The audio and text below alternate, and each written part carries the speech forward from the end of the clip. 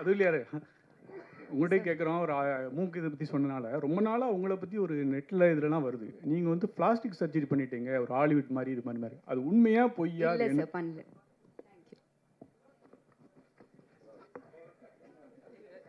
பண்ணல சார். தம்பி இருக்கிற படத்துலலாம் நான் இருப்பேன்னு அடம் பிடிக்கிறாரா, இல்லை நீங்கள் அண்ணனை போடுங்கன்னு கேட்குறீங்களா? ஏன்னா அவரும் இன்னைக்கு ஒரு பெரிய ஆமாம், ஒரு பிஸி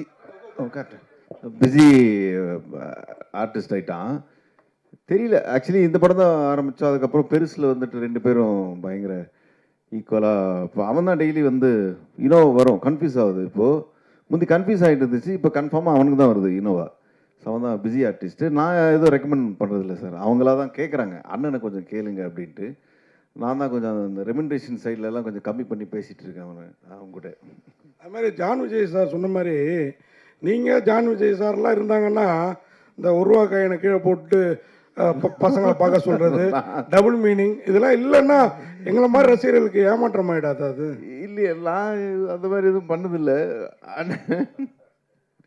சரி சார், நெக்ஸ்ட்டு இதுக்காக அடுத்து சரி இப்போ ஏதோ ஒன்று சொல்லுங்கள். இந்த ஒரு ரூபாய் காயின் இல்லை, இப்போ யாருமே ஒரு ரூபாய் காயின்லாம் யூஸ் பண்ணுறதில்லண்ணே, எல்லாம் ஜிபே. அதனால் பிரச்சனை கிடையாதுண்ணே எங்களுக்கு. சார் டைரக்டர் சார், நீங்கள் கே ராஜேஸ்வர் அவர் அவ்வளோ பெரிய டைரக்டர். அமரன் ஒரு படம் போதும் சாருக்கு, ஆனால் பல படங்கள் பண்ணியிருக்காரு. ஆனால் உங்களுக்கு எதுக்கு ஒரு துணை, ஏன் சிங்கிளாக பண்ணல? இல்லை சார், ரெட்டை இயக்குனர் என்ன கான்செப்ட்? ஆமாம், இவர் என்னோட பெரியமா பையன் தான், என்னோட தம்பி தான் அவர். நான் வந்துட்டு ஒரு 8 வருஷமாக 10 வருஷமாக அட்வர்டைஸ்மெண்ட்ஸ் பண்ணிருக்கேன். அந்த ஆடு காலத்துலேருந்தே ரெண்டு பேரும் ஒன்றா தான் பண்ணிருக்கோம். ஸோ அப்போதுலேருந்தே நாங்கள் ஒன்றா அப்படியே இது பண்ணதுனால தான். ஆமாம், விட்டு கொடுக்கூடாது. Correct sir. ஆமாம், மேபி ஒரு நாளைக்கு நான் வேணால் தனியாக பண்ணலாம், அவர் தனியாக பண்ணலாம். பட் இப்போதைக்கு ஒன்றா தான் பயணிக்கிறோம். ஜான் விஜய் சார், நீங்கள் வரும்போதே கண்டென்ட் கொடுக்க போகிறேன் அப்படின்னு சொல்லிட்டு வந்தீங்க. இவ்வளோ பேர் மேடையில் இருக்கும்போது யார் நடிப்பையும் பாராட்டல. நீங்கள் ஹீரோ கூட மூக்கு அப்படி சொல்லிட்டீங்க. மணிகண்டன் வந்து நடிப்பு அருமையாக நடிச்சிருக்காரு, பிரமாதமாக நடிச்சிருக்காருங்க. சார், ஐஸ்வர்யா ராஜேஷ் சொல்லி தான் நீங்கள் பேசிட்டீங்களா வரும்போதே ஃபோன் பண்ணி என் தம்பியை கலை அண்ணன் சொல்லுங்க அப்படின்னு? இல்லை சார், ஒரு நல்ல நடிகனுக்கு ஒரு நடிகனை பார்த்தா உடனே ஐடென்டிஃபை பண்ணுறது ஈஸியாக ஐடென்டிஃபை பண்ணிடலாம் சார். இல்லை, அவன் மூக்கை பற்றி பேசணுன்னா நிறைய பேசலாம் சார். அதுக்கு வேறு கேள்வி கேட்டிங்கன்னா நான் பதில் சொல்லுவேன் சார். ஐஸ்வர்யா ராஜேஷும் வந்து எனக்கு ரொம்ப வருஷமாக தெரியும். அவங்கள very hard working person. And whatever she is today, she is made it by her hard work. I will always appreciate that. Because நாங்களாம் அந்த மாதிரி தான் சார், கஷ்டப்பட்டு வாழ்க்கையில் வந்தவங்க சார். எங்களுக்கு கண்டென்ட் கொடுக்கணுன்னு ரொம்ப பிடிக்கும் சார். அதுதான் நாங்கள் குட் ஆக்டர்ஸாக இருக்கோம் சார். கை தட்டுங்க sir please sir. Thank you sir. Sir, இதுக்கு நான் ஒன்று சொல்லிடுறேன் பிரதர்.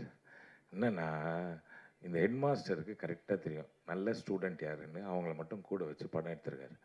அதனால் அவர் என்ன சொன்னாலும் நாங்கள் செஞ்சு தான் ஆகணும். வெளியில் போய் ஹெட் மாஸ்டரை பற்றி கோபமாக பேசுகிறது, இந்த பாத்ரூமில் எழுதி வைக்கிறதுலாம் நாங்கள் எழுதி வைப்போம். இருந்தாலும் அவர் சொல்கிறத கேட்டு நாங்கள் கரெக்டாக பண்ண தான் நாங்கள் வாழ்க்கையில் முன்னேற முடியும். நல்ல ப்ரொடியூசர், எங்களுக்கு ரொம்ப சந்தோஷம் அவரோட நாங்கள் ஒர்க் பண்ணுறதில்ல. சார், அந்த மூக்கு மேட்ரு சொன்னீங்க. தமிழ் இண்டஸ்ட்ரியில் பார்த்தீங்கன்னா ரஜினி சாருக்கும் அது மாதிரி தான் இருக்கும்.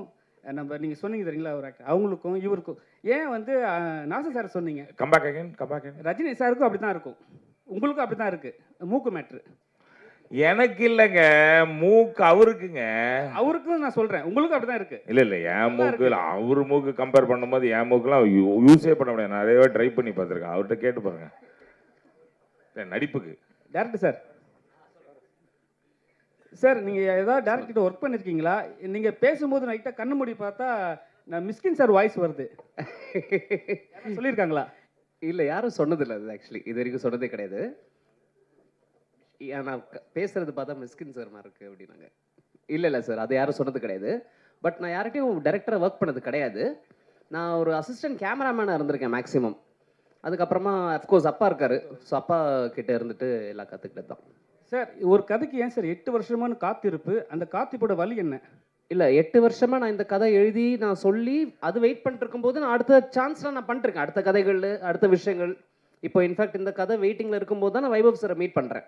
இன்னொரு வெப் சீரிஸ் ஒன்று பண்ணலாம் அப்படின்னு சொல்லிட்டு. ஸோ இதை மாத்திரம் வச்சுக்கிட்டு நான் உட்காந்துல அடுத்தடுத்து கதைகள்லாம் எழுதிட்டு தான் இருக்கோம். பட் இது என்னமோ 8 வருஷம் ஆயிடுச்சு, அவ்வளோதான், வேறு எதுவுமே கிடையாது. Sir director sir, director sir இங்கே ஆ பேங்க் ராபரிங்கிறது தமிழ் சினிமாவுக்கு புதுசு கிடையாது, வங்கி கொள்ளைங்கிறது கிடையாது. ஆமாம். அந்த படங்கள்லாம் இல்லாமல் இதில் என்ன டிஃப்ரெண்ட் பண்ணியிருக்கீங்க? என்னன்னா நம்மளோட படம் வந்துட்டு பேங்க் ராபரி வந்துட்டு இப்போ போகிறோம் ஒரு பேங்க் ராபரி, அந்த இடத்துல வந்துட்டு ஒரு ஒரு ஸ்டாண்ட் அவுட் இருக்குது, போலீஸ் வராங்க, அந்த மாதிரி இல்லாமல் பேங்க் ராபரி பண்ணுறதுக்கு உண்டான ப்ராசஸ் தான் நம்ம படமே. ஸோ எடுத்தோடனே ஒரு பேங்க் ராபரி வந்தாச்சுப்பா பேங்க்கில் மாட்டிக்கிட்டாங்கன்ற மாதிரிலாம் கிடையாது, அந்த ப்ராசஸ் தான் படமே. அண்ட் அதை வந்துட்டு நீங்கள் படம் பார்த்தீங்கன்னா உங்களுக்கு தெரியும், அந்த மெயினாக இருக்கக்கூடிய 4 கேரக்டர்ஸ்க்கு உண்டான அவங்களுடைய ஃப்ளாஸ் இருக்கும். அதெல்லாம் நீங்கள் ட்ரெய்லர்லாம் நீங்கள் பார்க்கும்போது உங்களுக்கு ஒரு ஐடியா கிடைக்கும். அதில் நீங்கள் பார்த்தீங்கன்னா அந்த 4 கேரக்டர்ஸை வச்சுக்கிட்டு எப்படி பண்ணுறாங்க அப்படின்றது தான் கதை. வைபவ் சார், இல்லை ஐடியா கிடைக்கும் அப்படின்னா பேங்க் இது ராபரி பண்ணுறதுக்கான ஐடியாவா? ஐடியா கிடைக்கும்னு சொல்கிறாரு. பேங்க் இது ராபரி பண்ணுறதுக்கான ஐடியாவா? நம்ம இவர் டைரக்டர் சார்கிட்ட கேட்குறேன். என்ன சார்? பேங்க் ராபரி பற்றி சொன்னீங்க, ரொம்ப சுவாரஸ்யமாக இருந்தது. ஆமாம் சார். இதை பார்த்தாலே ஐடியாலாம் கிடைக்கும் அப்படின்னீங்க. ஒருவேளை வந்து ராபரி பண்ணுறதுக்கான ஐடியாக்கள்லாம் கிடைக்கிற அளவுக்கு இருக்குமா? இருக்காது சார், அந்த மாதிரிலாம் எதுவுமே இருக்காது, கண்டிப்பாக இருக்காது. இருக்குங்க கட்டாயமாக. படமே அதுதான். அது எப்படி ஐடியா இல்லாமல் பேங்க்கை ராப் பண்ண முடியும் சொல்லுங்கள். ஆனால் ராப் பண்ணுறோமா இல்லையான்றது தான் படம். அதை நீங்கள் பார்த்தா தான் உங்களுக்கு தெரியும். வைபவ் சார், நீங்கள் இந்த படத்தில் இருக்கிறதெல்லாம் ஃபாலோ பண்ணுங்கள். வைபவ் வந்து ஒரு கமெண்ட் விடுவார், அந்த ட்ரெய்லர்லேயே நீங்கள் வந்து பார்த்துருப்பீங்க, உங்களை வச்சுக்கிட்டு ஒரு பவர் பேங்கை கூட திருட முடியாதுன்ட்டு. ஸோ இந்த படத்தில் இருக்கிற ஐடியாஸ் எல்லாம் ஃபாலோ பண்ணிங்கன்னா அதுதான் ரிசல்ட். பவர் பேங்கை கூட திருட முடியாது. அதனால் பேங்க்கெல்லாம் ரொம்ப பாதுகாப்பாகவே இருக்கும், கவலைப்படாது. சார் வைபவ் சார், எப்பவுமே உங்களோட இது வந்து ஏபிசி சென்டர், உங்களுக்கு எது பிடிச்ச சென்டர்? ஏன்னா நீங்கள் வந்து படம் சொல்லும் போது சில விஷயம் சொல்லியிருக்கீங்க, எனக்கு வந்து பி சென்டர் தானே நான் அடிச்சு காலி பண்ணிட்டு போவேன்ட்டு. இது ஆமாம், அந்த ஒரு படத்துலேயே சொல்லியிருக்கீங்க. புரியல. வெங்கட் பிரபு படத்துல ஒரு லாஸ்ட் சீன்ல வந்து கடத்தின் போவார் ஜெய். ஓகே சரிங்களா, அந்த சீன்ல வந்து நீங்கள் சொல்லியிருப்பீங்க. ஸோ இப்போ எப்படி தோணுது உங்களுக்கு? நீங்கள் சொன்ன ஏபிசி எல்லா சென்டரும் ட்ரை தான் இன்னும் பண்ணியிருக்கோம். அட்லீஸ்ட் நல்ல ஏலெல்லாம் வந்து நல்ல மரியாதை இருக்குது. பியில் நெக்ஸ்ட்டு இந்த படத்து வழியாக வந்துடும். அது நம்பிக்கை இருக்கா உங்கள் மேலே? இருக்குங்க, நம்பிக்கை தான் வாழ்க்கை.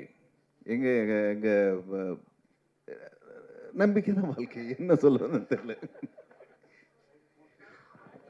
வைபவ் சார், நீங்கள் நல்லா சுரங்கம் தோணுனீங்க, ஆனால் அண்ணன் தண்ணி அடிச்சுட்டே ஜாலி பண்ணிட்டு இருந்தார். என்ன அவருக்கு சேர்த்து நீங்கள் தோணுனீங்களா சுரங்கத்தை? ஆமாம், அவனுக்கு சேர்ந்து பண்ண இந்த படத்தில் பார்த்தீங்கன்னா சென்னை சிட்டி கேங்ஸ்டர்ஸில் வந்து அவன் அப்படி தான் இருப்பான் லைட்டாக எப்பயுமே. அவன் பேர் எது இருக்கு, என்னது குடிக்குமார் அப்படின்ட்டு நல்லா பண்ணியிருப்பான், நல்ல ஆக்டர் ஆகிட்டான். அதாவது பெருமையான விஷயம். ஜென்ரலாக அண்ணன் சினிமாவுக்கு வந்து அதுக்கப்புறம் தான் வந்து தம்பி வர்றது அந்த மாதிரி இருக்குல்ல. இப்போ தம்பி வந்து அண்ணன் வரான் சினிமாவுக்கு, அவன் டெய்லி ஷூட்டிங் போகிறான்னு நினைக்கும் போது எனக்கு ரொம்ப பெருமையாக இருக்குது. சார், நீங்கள் நடித்து நிறைய படங்கள் வந்து உங்களை நீங்கள் கதை கேட்டிருப்பீங்க, ஆனால் கை நழுவி போயிருக்கும். சில படங்கள் நடிச்சிருந்தா நல்லா இருக்குன்னு சொல்லிட்டு எந்த படம் சார் நினைக்கிறீங்க? நீங்கள் சூஸ் பண்ண படத்தில் ஏதாவது படம் வந்து கை நழுவி போயிருக்கும், நீங்கள் நடிச்சிருந்தா இந்த படம் நடிச்சிருந்தா இன்னும் பெரிய லெவலில் இருந்திருக்கும் அந்த படம், எந்த படம் நினைக்கிறீங்க? அந்த லிஸ்ட்டு நம்ம தனியாக ஒரு 1 hour இன்டர்வியூ வச்சுக்கலாம். வைபவ் சார், இந்த படத்துக்கு சென்னை சிட்டி கேங்ஸ்டர்னு படம், இதுவும் பேங்கு கொள்ளையடிக்க படம். இதே மாதிரி கேங்கர்ஸ்னு ஒரு படம் வந்தது, வடிவேலில் நடித்த படம், அதுவும் இந்த மாதிரி கொள்ளையடிக்க படம், சுந்தர் சி சார் படம். அந்த படம் பார்க்கும்போது என்ன நினச்சிங்க? இல்லை, அது டோட்டலாக வேறு ஜானர். அது வந்து வில்லேஜ் அந்த சைடில் இருக்கும். அவர் ஸ்டைலில் வடிவேல் சார் அவர் கலக்கியிருப்பாங்க. இது எல்லாரும் சேர்ந்து ஒரு ஒரு சிட்டியில் ஒரு ஒரு சின்ன ராபரின்றது டோட்டலாக அது வேறு, இது வேறு ஜானர்ஸு. நல்ல ஃபன் ஃபில்லாக இருக்கும் இந்த படம் Chennai city gangsters. Thank you so much. ரொம்ப நேரமாக சொல்லுங்கள். Okay, thank you.